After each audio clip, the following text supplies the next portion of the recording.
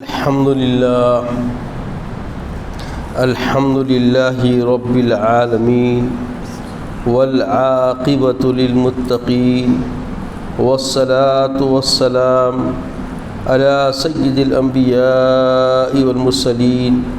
وعلى آله وصحبه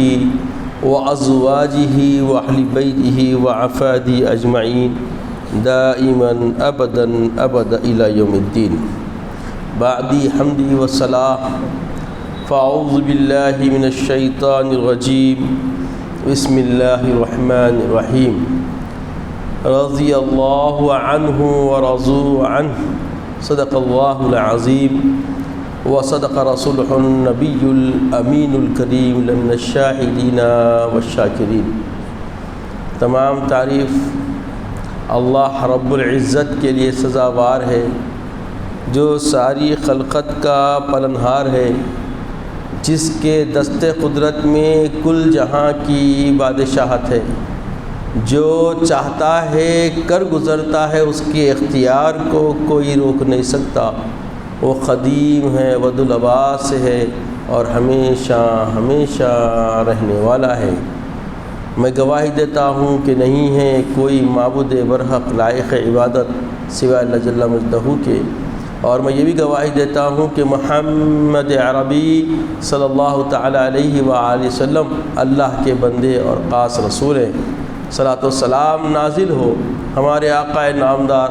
حضور تاجدار محمد عربی صلی اللہ تعالیٰ علیہ وسلم پر، آپ کے آل پر، آپ کے اصحاب پر. السلام علیکم ورحمۃ اللہ وبرکاتہ. بزرگان دین، برادران اسلام، آج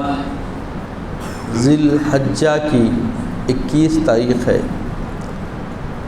اور 3 دن قبل 18 ذی الحجہ کو خلیفہ ثالثہ حضور سیدنا عثمان بن عفان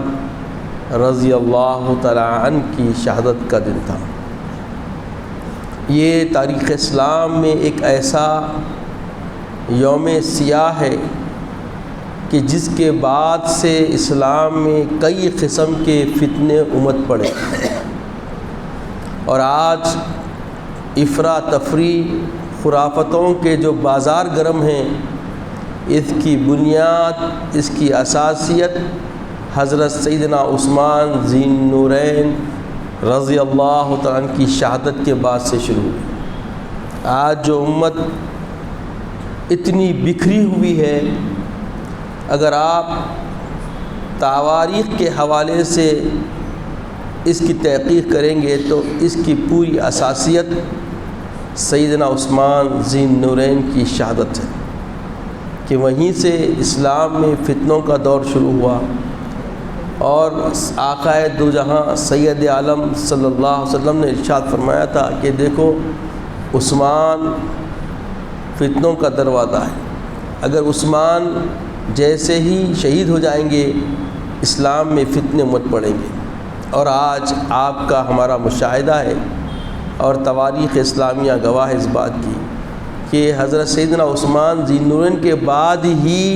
فتنے اتنے اسلام میں امٹ پڑے کہ جس کا سدباب آج تک نہ ہو سکا. عزیزوں اور بزرگوں، اللہ تبارک و تعالیٰ کے حبیب صلی اللہ علیہ وسلم کی رفاقت نے حضرت سیدنا عثمان ذی النورین رضی اللہ تعالیٰ عنہ کے قلب اطہر کو ایسا منور فرما دیا تھا، اور آپ کی صحبت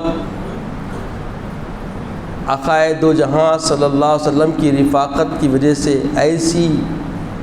مطہر اور پاکیزہ ہو گئی تھی کہ آپ ہر وقت ہر گھڑی اسلام کے خدمت کے لیے مستعد اور کمر بستہ نظر آتے ہیں. آپ جب دیکھیں گے کہ اللہ کے نبی مکرم سید عالم صلی اللہ تعالی علیہ وسلم نے جنگ تبوک کے موقع پر اعلان فرمایا کہ امت کو سرمایہ کی ضرورت ہے، تو روایتوں میں آتا ہے کہ حضور سیدنا عثمان ذی النورین رضی اللہ تعالی عنہ نے 1000 اونٹ اور 70 گھوڑے اور سامان و رسد کے لیے 1000 دینار سید عالم صلی اللہ تعالی وسلم کے سپرد فرمایا۔ پیارے آقا سید کائنات محمد رسول اللہ صلی اللہ علیہ وسلم جو دینار اشرفیہ حضرت سیدنا عثمان ذی النورین نے دی تھی، ان کو اپنے ہاتھوں سے ایک ہاتھ سے دوسرے ہاتھ کی طرف ایسا لیتے جاتے اور فرماتے جاتے کہ ما ضر عثمان بعد هذا اليوم، کہ آج کے بعد عثمان رضی اللہ تعالی عنہ کو کوئی چیز نقصان نہیں پہنچا سکتی۔ کثرت سے اللہ کے حبیب صلی اللہ علیہ وسلم فرماتے تھے ما ضر عثمان ما عمل بعد هذا اليوم، عثمان نے ایک ایسا عمل کر دیا ہے کہ اس کے بعد اب کوئی دن ایسا عثمان ذی النورین کے لیے نہیں ہے کہ اس کو نقصان پہنچائے عمل کے ذریعے۔ عزیز اور بزرگوں، آقا دو جہاں سرور کائنات صلی اللہ تعالی علیہ وسلم عثمان ذی النورین سے بڑی مشفقانہ اور رحمتانہ نظر رکھتے تھے کہ آپ علیہ الصلاۃ والسلام نے اپنے 2 دختروں کو ایک کے بعد دیگر ایک حضرت عثمان ذی النورین رضی اللہ تعالی عنہ کے نکاح میں دے دیا، اور جب دوسری دختر کا انتقال ہو گیا تو سید عالم صلی اللہ علیہ وسلم نے ارشاد فرمایا اگر اللہ تبارک و تعالیٰ مجھے اور بیٹیاں دیتا تو میں ایک کے بعد دیگر ایک حضرت عثمان ذی النورین کے نکاح میں دیتا جاتا۔ عزیز اور بزرگوں، سید عالم صلی اللہ علیہ وسلم کی عثمان ذی النورین سے یہ وارفتگی آپ کی فضیلت، عظمت اور رفعت کو نمایاں کرتی ہے کہ آپ کو اسی لیے ذی النورین کہتے ہیں کہ اللہ کے رسول صلی اللہ علیہ وسلم کے 2 نور آپ کو عطا کیے گئے۔ ذی النورین کا جو لقب پڑا اسی نسبت سے عثمان ذی النورین کو ذی النورین کہا جاتا ہے۔ اور آپ جب کبھی اسلام کو ضرورت پڑی، آقا علیہ السلام نے جب بھی کسی چیز کی چاہ کا اظہار کیا، آپ فوری اس کو اللہ کے حبیب صلی اللہ علیہ وسلم کی رضامندی کے لیے سر انجام دیتے۔ ایک موقع ایسا آیا کہ سید عالم صلی اللہ تعالی وسلم نے مسجد نبوی کے بازو ایک ٹکڑا تھا زمین کا، آپ چاہتے تھے کہ زمین لے لی جائے اور مسجد کو وسعت دی جائے۔ اس کے بعد آقا علیہ السلام نے اعلان کیا کون ہے کہ جو اس زمین کو لے کر مسجد کے وقف کر دے اللہ کے لیے۔ بس یہ کہنا تھا، یہ لب مبارک رسول صلی اللہ علیہ وسلم کی جنبش دینا تھا کہ حضرت عثمان ذی النورین نے اس زمین کو خریدا اور فوری توسیع مسجد کے لیے وقف کر دیا۔ تو عزیز اور بزرگوں، ایسے موقع آپ دیکھتے جائیں، اسوہ عثمان کے اندر اتنے ملیں گے کہ جہاں کہیں حبیب پاک صلی اللہ علیہ وسلم کے لب جنبش پائے کسی تقاضے کے لیے، کسی چیز کے لیے، اور فوری عثمان ذی النورین نے اس کو خدمت انجام کر دی اور فوری اس کو پورا فرما دیا۔ ایک موقع آیا کہ مسلمانوں کے لیے پینے کا پانی کا مدینہ منورہ میں ایک ہی کنواں تھا، بیر روما، جس سے سب پانی پیتے تھے، اور وہ پانی کا جو کنویں کا جو مالک تھا وہ یہودی تھا، وہ پانی بیچتا تھا۔ تو پانی اتنا گرا خطر میں بیچنے لگا کہ مسلمان جو مہاجر ہو کے آئے تھے، ہجرت کر کے آئے تھے، ان کے لیے خریدنا بہت مشکل ہو گیا۔ تو سید عالم سرور کائنات صلی اللہ علیہ وسلم نے ایک موقع پر فرمایا کہ کون ہے جو اس کنویں کے بدلے جنت کا خریدار بن جائے۔ بس یہ کہنا تھا کہ حضرت عثمان ذی النورین رضی اللہ عنہ آگے بڑھے اور اس سے معاملہ کرنے لگے، تو وہ شخص راضی نہیں ہوا۔ آخرکار کافی جد و جہد اور کوشش اور کافی محنت کے بعد وہ ایک دن کے لیے کنواں بیچنے تیار ہو گیا، آدھا کنواں، یعنی ایک دن باری عثمان ذی النورین کی اور ایک دن وہ جو یہودی تھا اس کا۔ تو عثمان ذی النورین نے اس پر راضی ہو گئے اور اس سے کنواں خرید لیا۔ اور جب عثمان ذی النورین کی باری ہوتی تو سارے مدینے کے لوگ پانی بھر لیتے، اور جب یہودی کی باری آتی تو کوئی خریدار نہ ہوتا۔ وہ پریشان ہو گیا، یہ ماجرا کیا ہو گیا؟ وہ سمجھا کہ یہ آمدنی بھی چلتی رہے گی اور ایک اچھی گرا قدر قیمت بھی مجھے مل جائے گی۔ یہ چترائی یہودی کی تھی مگر اس کی یہ چال کامیاب نہ ہو سکی۔ حضرت عثمان ذی النورین رضی اللہ تعالیٰ عنہ خالق کی محبت میں مخلوق سے الفت کرنے والے، الفت رکھنے والے، تربیت رسول صلی اللہ علیہ وسلم میں رہنے والے، اور آقا دو جہاں صلی اللہ علیہ وسلم کی صحبت میں جتنے صحابہ رہے، سارے صحابہ کا معاملہ یہ رہا کہ وہ خالق کی محبت میں مخلوق سے محبت و الفت کرتے، اور یہی طریقہ کار حضرت سیدنا عثمان ذی النورین کی زندگی میں بھی ہم کو یہی نہج نظر آتا ہے کہ جب پیسے کمانے کا بھی معاملہ ہو مگر امت سے کمایا جائے اور مجبوری کے ٹائم کمایا جائے، یہ کبھی گوارا نہیں کرتے تھے صحابہ اکرام رضوان اللہ علیہ مجمعین، خصوصاً حضرت سیدنا عثمان ذی النورین رضی اللہ تعالیٰ۔ تو آخر کار وہ یہودی اپنا دین بھی بیچنے کے لیے راضی ہو گیا اور گراں قدر قیمت دے کے اس کو آپ پورے مالک بن گئے حضرت عثمان ذی النورین، اور وقف للہ فرما دی۔ اور جب آپ وقف للہ کیے تو وہ جو کنویں کا پانی تھا بئر روما کا، مسلمان بھی لیتے تھے اور یہودی بھی لیتے تھے، اور ایک نیا پیسہ کسی سے نہیں وصول کیا جاتا تھا۔ یہ اسلامی کردار تھا، یہ اسلامی منہج تھا کہ اپنوں کو بھی فائدہ پہنچاتے اور غیروں کے لیے بھی نفع کا ذریعہ بنتے۔ خیر الناس و ینفع الناس، آقا فرماتے ہیں کہ سب سے بہتر لوگوں میں وہ شخص ہے جو لوگوں کے لیے نفع بخش ثابت ہو۔ تو عثمان ذی النورین تو اتنے بہتر اور ایسے رسول اللہ صلی اللہ علیہ وسلم کے خلیفۃ المسلمین ہیں کہ آپ کی مثال، آپ کی عظمت، آپ کی فضیلت دوسرے صحابہ سے بہت سارے معاملات میں مستثنیٰ ہے۔ ہر صحابی ویسے فضیلت والا ہے۔ آقا علیہ السلام نے فرمایا اصحابی کالنجوم ومن اقتدیتم اہتدیتم، میرے صحابہ تاروں کے مانند ہیں، تم جس کسی کی بھی اقتدا کرو گے ہدایت پا جاؤ گے۔ اب یہ تو اجیل صحابہ ہیں، یہ تو اجیل صحابہ ہیں، اور آپ عشرہ مبشرہ میں سے بھی ہیں۔ سید عالم صلی اللہ علیہ وسلم نے بہت سارے صحابہ کو خوشخبری دی، مگر عشرہ مبشرہ جس کے لیے کھلی ضمانت جنت کی دے دی گئی، اس میں 10 میں سے ایک حضرت سیدنا عثمان ذی النورین رضی اللہ تعالیٰ عنہ، کہ بشارت ملنے کے بعد پکی بشارت، کیونکہ سید عالم قاسم کوثر نے دی ہے، مگر اس کے بعد بھی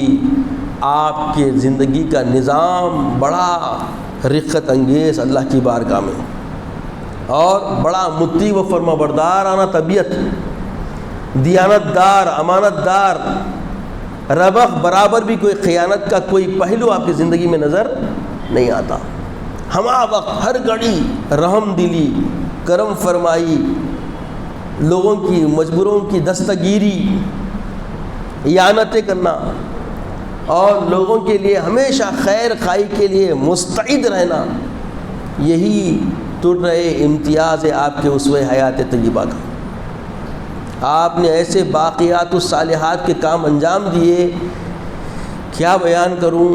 کہ ایک موقع آیا، قید سالی ہو گئی،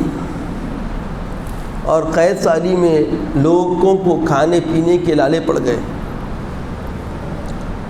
اور جو مقام کے یہود اور مشرکین تھے وہ لوگ بڑی قیمتیں بڑا بڑا کر چیزیں بیچنے لگے،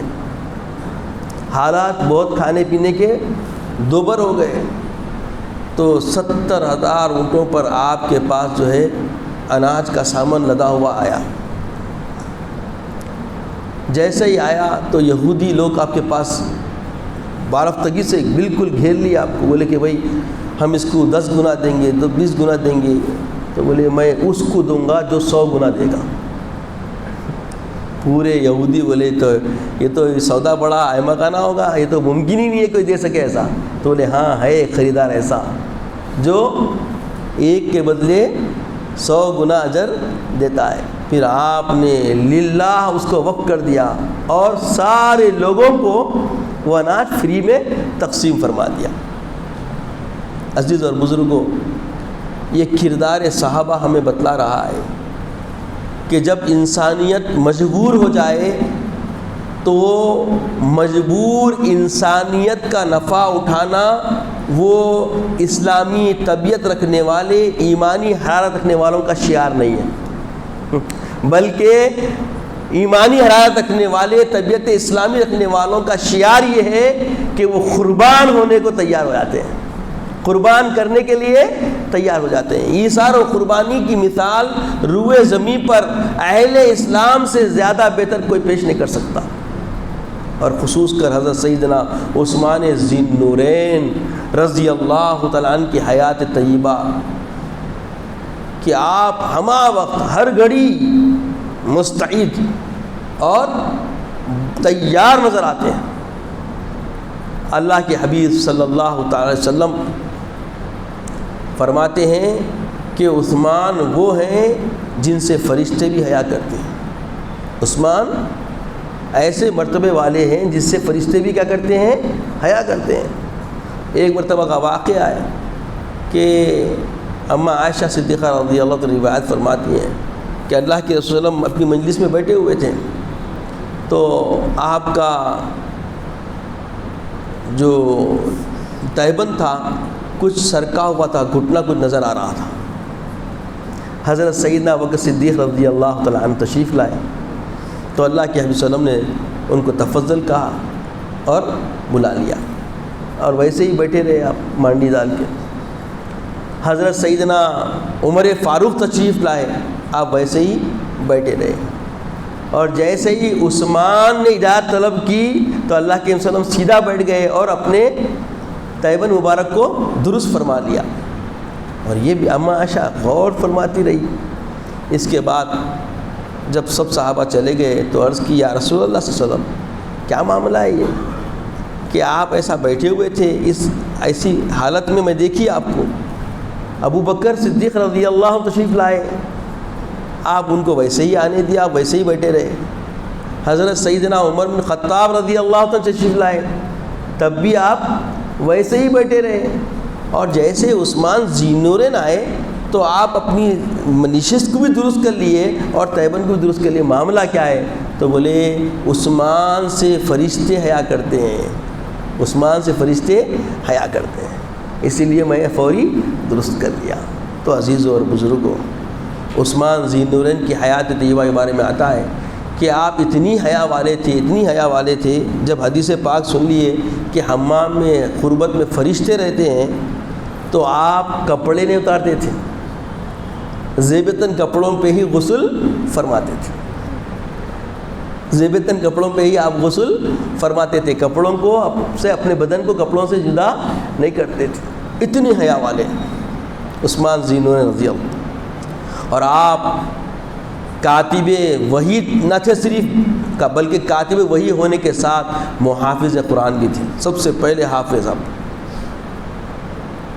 جو ابتدائی حفاظان اکرام جو اسلام کے ہیں ان میں آپ کا نام آتا ہے۔ آپ محافظ قرآن اور پہلے فقیہ، اسلام کے پہلے فقیہ اور پہلے قرآن کے محافظ، حافظ قرآن، کون سی آیت کب نازل ہوئی، اس کا شان نزول کیا ہے، ساری چیزوں سے آپ آگاہی رکھتے تھے، اور آپ نے قرآن کو محفوظ فرمایا۔ جب دیکھے کہ لوگ جو ہے قرآن کی آیتوں کو آگے پیچھے کر رہے ہیں اور اس میں اختلاف بڑھنے لگا اور نقصان ہونے کے خدشے نظر آنے لگے، تو سب سے پہلے قرآن کو محفوظ صحیفے کی شکل دینے والے عثمان ذی النورین رضی اللہ عنہ۔ اس لیے آپ کو جامع القرآن جو کہتے ہیں، جامع القرآن جو کہتے ہیں، کہ قرآن کو جمع کرنے والے آپ، یہ کوئی معمولی کارنامہ نہیں ہے، اسلام کے ماننے والے، اسلام پر چلنے والوں کے لیے بہت بڑا احسان ہے۔ حضرت عثمان ذی النورین محسن امت محمدیہ ہیں۔ آپ کا حسن سلوک ایک ایسا امتیازیت رکھتا ہے کہ آپ کے جیسا کردار، آپ کے جیسا ایثار و قربانی امت کے لیے کوئی دوسرے صحابہ پیش کرے، ایسی زندگی نظر نہیں آتی۔ یہ آپ کی اپنی فضیلت ہے، یہ آپ کی اپنی فضیلت ہے۔ دوسرے صحابہ فضیلت کے اعتبار سے اپنے اپنے درجات رکھتے ہیں، مگر سیدنا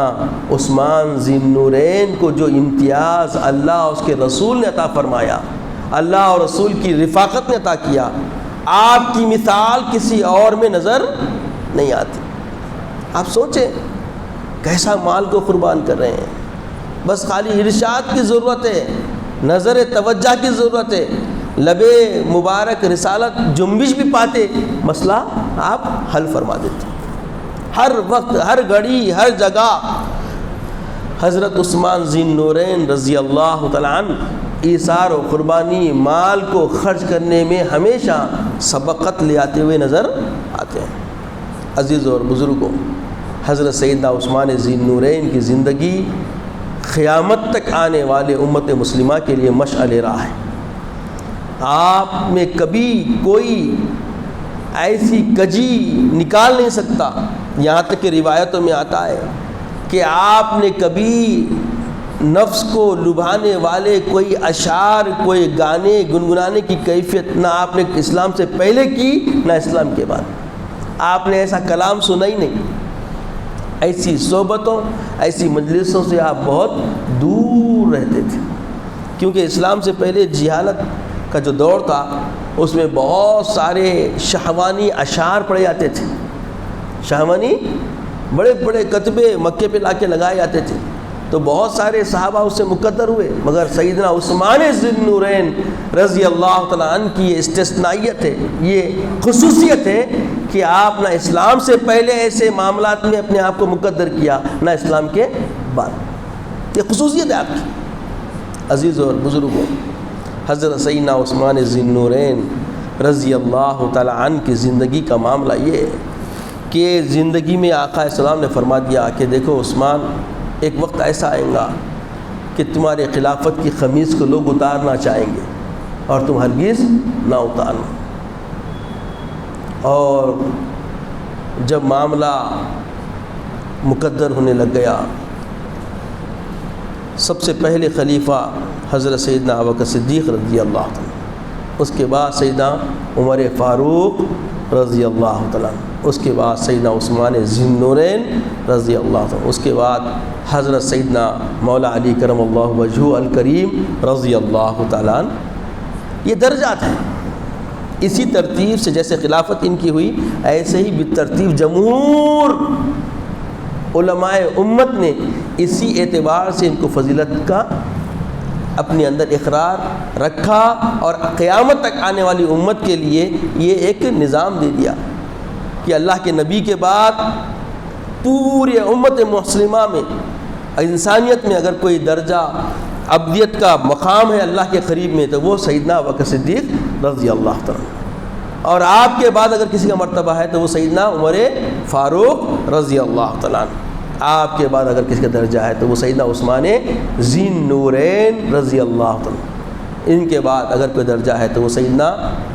علی کرم اللہ وجہہ الکریم رضی اللہ تعالیٰ عنہ کا درجہ ہے۔ تو اسی ترتیب سے ہم مانتے بھی اہل سنت والجماعت، یہ عقیدہ ہے ہمارا، یہ عقیدے میں داخل ہے، اور جو لوگ اس عقیدے کے خلاف جاتے ہیں وہ یا تو منافق ہیں یا وہ اسلام میں رکھنا ڈالنے والے لوگ ہیں۔ ایسے عقیدے باطلہ رکھنے والوں سے ہمیں استثنائیت کر لینا چاہیے، ہمیں اپنے آپ کو جدا کر لینا چاہیے۔ عصر حاضر میں بہت ساری خرافتیں پھر اٹھ رہی ہیں۔ یاد رکھیے، اسلام میں حکم دیا گیا کہ مشاجرات میں ہم نہیں پڑھنا۔ وہ کیا ہے مشاجرات؟ آپسی بہت سارے تنازع ہیں، آپسی بہت ساری غلط فہمیاں ہیں، جس کی وجہ سے بہت سارے نزاع ہوئے، بہت سارے جنگ و جدال ہوئے، تو اس کے اندر کف لسان کا حکم ہے، یعنی زبان کو ہم ضبط رکھنا، زبان کو روکے رکھنا۔ مگر عصر حاضر کے مفسدوں نے اتنا اس کو اٹھا رکھا ہے کہ ہر ڈگر ہر گلی بارہا اس پر گفتگو کرنے کی جرات کی جا رہی ہے، جبکہ علماء ربانیین، علماء راسخین نے، متقدمین نے اس پہ گفتگو کرنے سے بالکل منع فرما دیا۔ اب آپ کی جو شہادت ہوئی وہ کیسے ہوئی؟ حضرت سیدنا انور اللہ شاہ علیہ رحمۃ الرضوان بانی جامع نظامیہ علیہ رحمہ اپنی کتاب مقاصد الاسلام میں تفصیل سے اس بارے میں آپ نے مقاصد الاسلام سے ششم میں تفصیل سے اس کے بارے میں آپ نے رقم تلاش کیا۔ آپ فرماتے ہیں کہ ایک یہودی تھا جو مسلمانوں کا لبادہ اوڑھ کے مسلمانوں میں آ گیا، اس کا نام تھا ابن سبا۔ تو اس نے آنے کے بعد دیکھا کہ مسلمانوں میں کچھ خلیشیں ہیں، اور جس کا خیال یہ تھا کہ سید عالم سرور کائنات صلی اللہ علیہ وسلم کے پردہ فرمانے کے بعد حضرت علی کرم اللہ وجہ الکریم خلیفہ ہونا تھا۔ کچھ لوگوں کے ایسے قیاسیات اس نے دیکھے تو اس کو ابھارنا شروع کر دیا۔ اتنا ابھارا کہ اس وقت کے جو لوگ تھے بالکل بہت ہی جو ہے نا بھولے بھالے لوگ تھے، تو ان کو اتنا تیار کر لیا کہ یہاں تک کہ عثمان ذی النورین رضی اللہ تعالی عنہ جو خلیفۃ المسلمین تھے، ان کا زمانہ جب آ گیا تو ان کے زمانے میں اس کو بہت مضبوطی مل گئی۔ ایسے خیالات رکھنے والوں کو اس نے ایک لشکر کے جرار کی شکل میں تیار کر لیا، اور سارے لوگ مل کر آپ کے گھر کا محاصرہ کر لیے، اور محاصرہ کر کے آپ کو خلافت سے سبکدوش ہونے کے لیے وارننگ دینے لگے۔ وقت چلتا گیا، جیسے ذی الحجہ کا مہینہ آیا، یہ جو محاصرہ تھا وہ تنگ کر دیا گیا، اتنا تنگ کر دیا گیا کہ آپ کو خورد و نوش کی رسد بھی بند کر دی گئی۔ اور حضرت علی کرم اللہ وجہ الکریم ایسے حالات میں جہاں پہ جان کا ڈر ہے، جان چلی آنے کا خدشہ ہے، اپنے دونوں شہزادوں کو حضرت سیدنا امام حسن مجتبیٰ اور حسین مجتبیٰ کو حکم فرمایا، اور بھی اجلہ صحابہ کے فرزندان تھے جو پہرا دے رہے تھے، ان کو بھی ان میں آپ نے شامل فرما دیا، یہ پہرا دیتے رہے۔ تو سامنے سے ان اجلہ صحابہ اور ایسے شہزادوں کو دیکھ کر کوئی سامنے سے آنے کی ہمت نہ کر سکا، مگر جب 18 ذی الحجہ آ گئی تو کچھ بدماشوں نے، یہ شرپسند منافقوں نے چھت توڑ کر اندر کودے اور حضرت سیدنا عثمان ذی النورین رضی اللہ تعالیٰ عنہ روزے کی حالت روزہ میں اور تلاوت قرآن فرما رہے ہیں، اور آپ کو پیچھے سے آ کر شہید کر دیا گیا۔ اور آپ کو جب شہید کیا گیا، آپ کی عمر 83 برس یا 85 برس تھی، 83 برس شاید آپ کی عمر تھی، آپ کو شہید کر دیا گیا۔ تو خون کا جو پہلا خطرہ گرا، فَسَيَكْفِكَهُمُ اللَّهُ وَهُوَ السَّمِيعُ الْعَلِيمُ، اس آیت کریمہ کے اوپر آپ کا خون کا خطرہ گرا، اور اس کا معنی ہے اللہ ان کے لیے کافی ہے۔ یہ آیت کریمہ کب نازل ہوئی؟ جب اللہ کے نبی صلی اللہ علیہ وسلم مکہ چھوڑ کر مدینہ منورہ آئے، تو مدینہ منورہ آنے کے بعد جب آپ دعوت دیے دین کی، تو مسلمانوں جو ایمان لا لیے تو یہود نصارہ کو بھی دعوت دی گئی کہ جیسا ایمان لے آ رہے ہیں لوگ، ان کی طرح تم بھی ایمان لے آؤ، اگر ایمان لا لو گے فقد اہتدوا، تو تم ہدایت پا جاؤ گے۔ مگر انہوں نے کیا کیے؟ اپنے دلوں میں ضد کے ذریعے، اپنے دل کی ضد کے ہر درمی کے ذریعے انہوں نے ایمان نہیں لایا،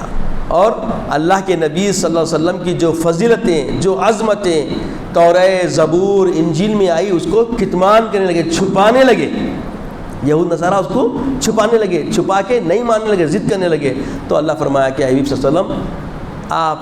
مطمئن رہیں، سکون قلب رکھیں، فَسَيَكْفِكَهُمُ اللَّهُ وَهُوَ السَّمِيعُ الْعَلِيمُ، اللہ ان کے لیے کافی ہے۔ یہ آیت کریمہ نازل ہوئی، تو یہ آیت کریمہ آپ تلاوت کر رہے تھے، تبھی آپ کو شہید کر دیا گیا، اور حضرت سیدنا عثمان ذی النورین کے شہادت کے خون کے خطرے اس آیت پر گرے۔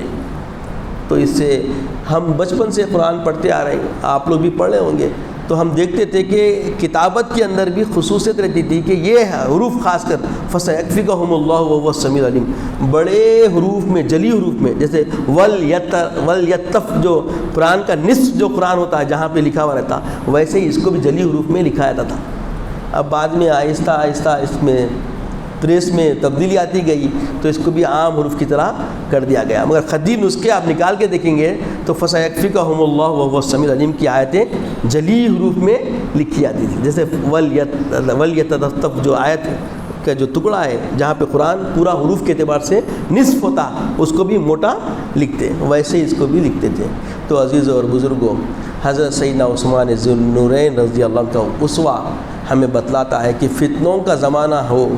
اپنے لیے خطروں کا زمانہ ہو،